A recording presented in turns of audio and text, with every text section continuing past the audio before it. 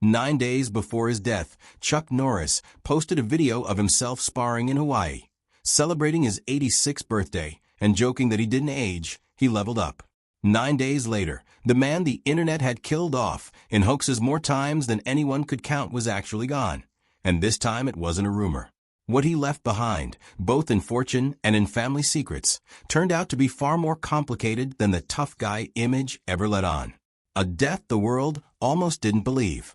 In March 2026, Chuck Norris was hospitalized in Hawaii after a sudden medical emergency at the oceanfront property he and his wife Gina O'Kelly owned on Kauai's North Shore.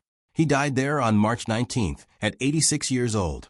His family announced the news the following day, choosing to keep the cause of death private. The timing made the announcement feel almost unbelievable. Norris had been the subject of death hoaxes for years, false reports claiming he had died in a car crash, succumbed to COVID, or been near death in a hospital. Each time he was fine. So when his family finally posted a real statement, thanking fans for their love and support while asking for privacy, a lot of people needed a moment to process that this one was true. Tributes poured in almost immediately, including one from President Trump, who called him a tough, genuine guy. Even CBS, the network Norris had once taken to court, issued a warm statement mourning his passing. It was a strange kind of unity for a man who had spent much of his later career pushing back against Hollywood from the outside rather than working comfortably within it. The kid nobody expected anything from. Long before any of that, there was a shy, self-described awkward kid in Ryan, Oklahoma.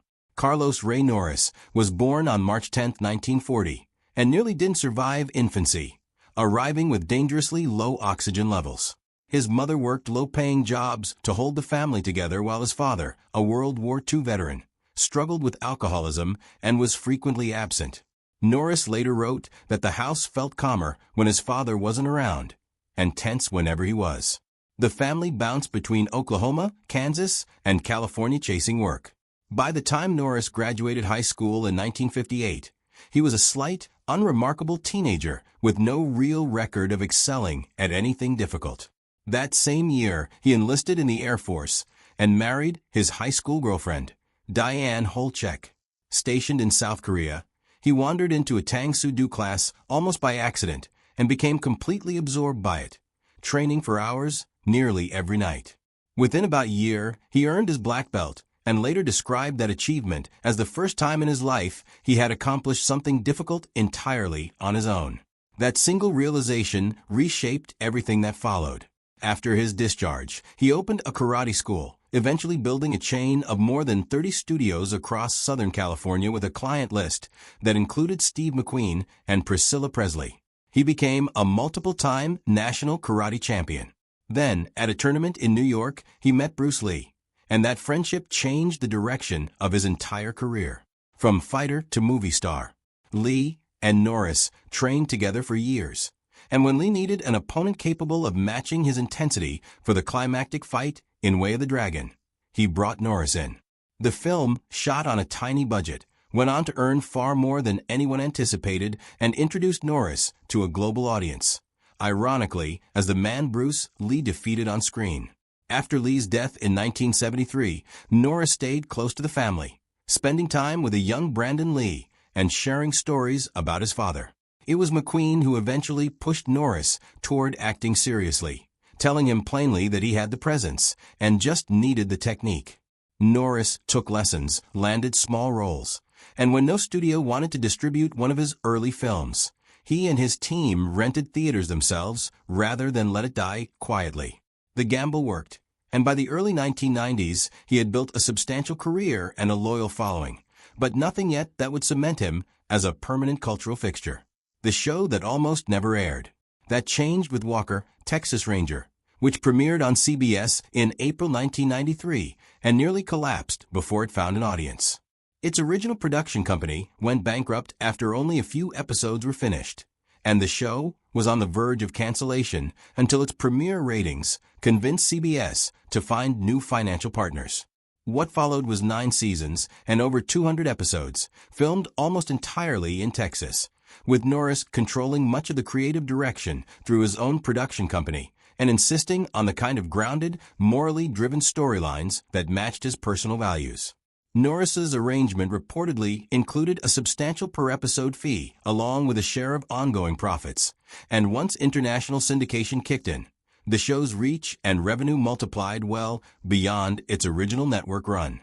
Years later, court filings revealed the franchise had generated an enormous amount of cumulative revenue across its lifetime, which set the stage for a legal fight nobody expected from a man known for playing straightforward heroes on screen, taking on the network.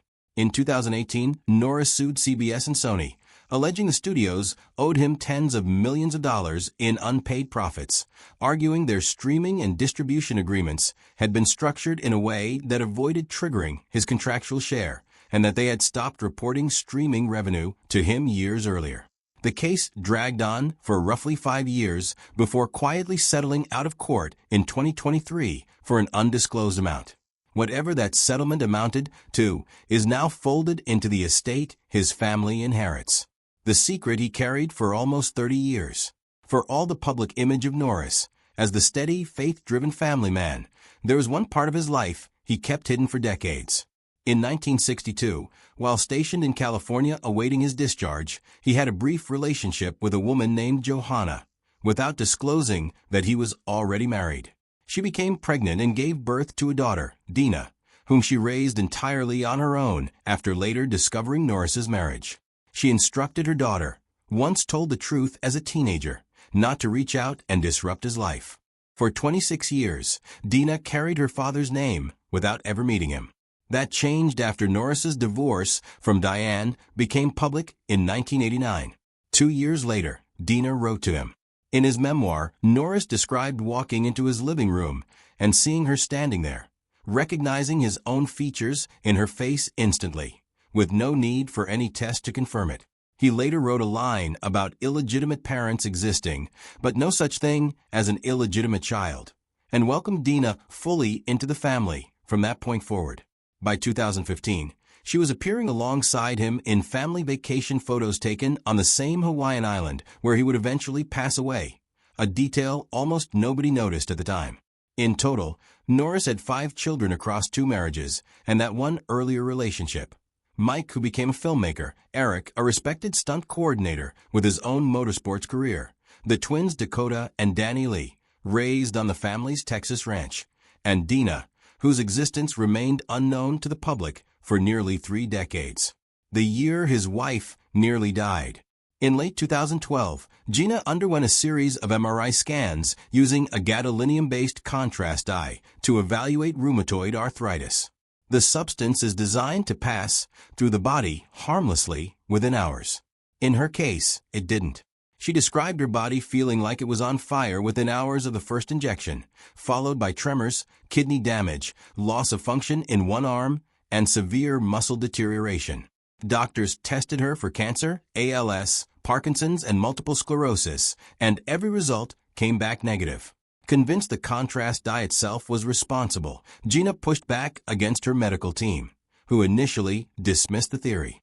Norris later said he watched his wife's condition deteriorate to the point where he believed he was losing her. He arranged a private flight and paramedic transport to get her to a specialist, who confirmed her gadolinium levels were dramatically elevated. Norris reportedly stepped back from his acting career entirely during this period, staying by her side through months of treatment, including experimental stem cell therapy overseas. The couple later filed a lawsuit against multiple pharmaceutical companies and testified before an FDA advisory committee, a case that contributed to new warning labels being added to similar contrast agents and to some products being pulled from the European market. The lawsuit itself was eventually dropped without a settlement, but the advocacy around it left a lasting regulatory mark. What Chuck Norris actually left behind. Estimates of Norris's net worth at the time of his death put the figure at roughly $70 million, built from far more than his film and television career alone. His estate includes a roughly 1,000-acre ranch in Navasota, Texas, the Kauai vacation property where he died, decades of film and television royalties, a long-running fitness equipment endorsement deal, book income, and the bottled water company he and Gina founded after workers drilling on the ranch accidentally struck an ancient underground aquifer.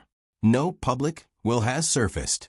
Under Texas community property law, Gina stands to inherit half of the couple's shared estate by default, with the remainder passing to his children. Gina already controls a majority ownership stake in the family's water business as its chief executive, meaning that piece of the estate remains firmly in her hands regardless of how the rest is eventually divided. Norris's first wife, Diane, did not live to see any of this. She died in December 2025 after a long battle with dementia, just months before Norris himself. In a strange and painful sequence, Norris lost both his mother and his first wife within a short span of each other, before passing away himself as spring approached. The legacy, beyond the money. Beyond the financial estate, Norris left behind Kickstart Kids, the martial arts-based youth program he founded in 1990 to build discipline and self-esteem in at-risk students. Over its lifetime, it reached tens of thousands of young people across dozens of Texas schools, and by most accounts, it was the achievement Norris personally took the most pride in, more than any film role or television storyline. His public identity was never simple. He was outspoken about his Christian faith, politically active in conservative causes for decades, and unafraid to take on powerful institutions when he believed he was owed something. Since his death, commentators have argued over how to weigh his politics against his cultural legacy, a debate that shows no sign of settling quickly. What his family asked for in the end wasn't recognition of the fortune or the legal battles or even the decades of film history.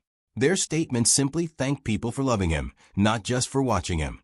Behind the roundhouse kicks and the internet legend was a man who had hidden a daughter for 30 years, nearly lost his wife to a medical mystery, fought one of the biggest networks in television and won, and quietly built something for troubled kids that had nothing to do with box office numbers. That combination, fortune and family secrets tangled together, is what actually made his loved ones weep once the cameras stopped rolling.